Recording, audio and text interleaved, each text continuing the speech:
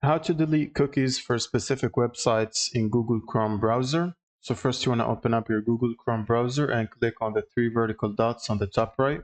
Go to Settings and then go to Privacy and Security tab. Then you want to click on Site Settings and then you want to click on View Permissions and Data Stored Across Sites under Recent Activity.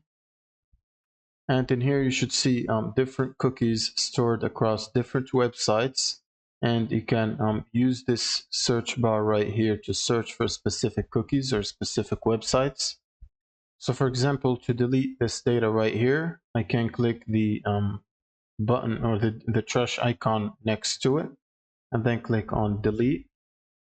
And like that, I have deleted the cookies for that specific website. Now, if you want to delete all the cookies, of course, you can click on delete all to remove everything, which will most likely cause you to sign in again to these websites if you ever try to use them again. And it will erase any preferences that you've set previously. So you can think about it and use it carefully. And that's pretty much it. Thank you guys for watching and subscribe.